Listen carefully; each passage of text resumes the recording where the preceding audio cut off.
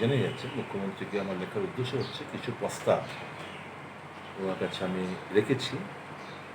কারণ আমরা দেখতে পাচ্ছি দিনকে দিন আমাদের এই পজিটিভ কেসগুলো, কোভিড-19 পজিটিভ কেসগুলো দিনকে দিন আমাদের রাজ্যে বেড়ে চলছে। এপ্রিল মাসের 6 তারিখ অবধি যেখানে একজন রোগী পজিটিভ আক্রান্ত ছিল, মে মাসের 26 তারিখ পর্যন্ত 232 জন আক্রান্ত ছিল, পজিটিভ কেস। হঠাৎ করে এই জুন মাসে এসে আমরা দেখলাম প্রায় 803 পজিটিভ কেসেস। এর মধ্যে যদিও বেশ কয়েকজন রিলিজ হয়ে গেছেন, 192 জনের মতো ডিসচার্জ হয়ে গেছেন। তারপরেও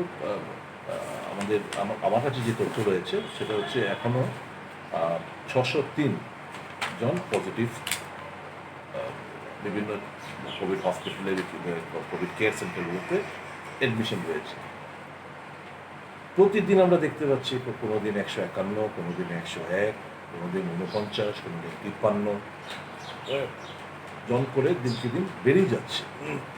তো এটা হওয়ার কারণ অনুসন্ধান করে দেখলাম যে কমিউনিটি একটা ট্রান্সফারের একটা কিন্তু কমিউনিটি ট্রান্সফার ইতিমধ্যে হয়ে গেছে।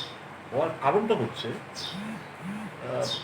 এই যে প্লেন দিয়ে আমাদের রাজ্যে মানুষ আসছেন, প্রতি 5 জনের মধ্যে একজনকে শুধু এই লালারস পরীক্ষা করা হয়, সোয়াব পরীক্ষা করা হয়, বাকিতে ছেড়ে দেওয়া হয়। তো এসিম্পটোমেটিক কেসগুলো, মানে আমার কোনো সর্দি কাশি জ্বর নেই,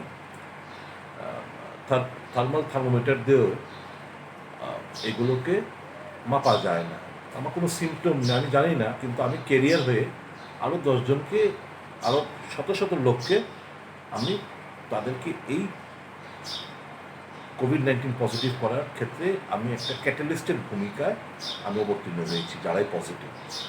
তো আমি রিকোয়েস্ট করেছি যে যারাই ট্রেন দিয়ে আসুক, প্লেন দিয়ে আসুক, গাড়ি করে আসুক, তাদেরকে সবাইকে পরীক্ষার আওতায় আনা হোক, আর পরীক্ষা করে যেন ছেড়ে দেওয়া না হয়।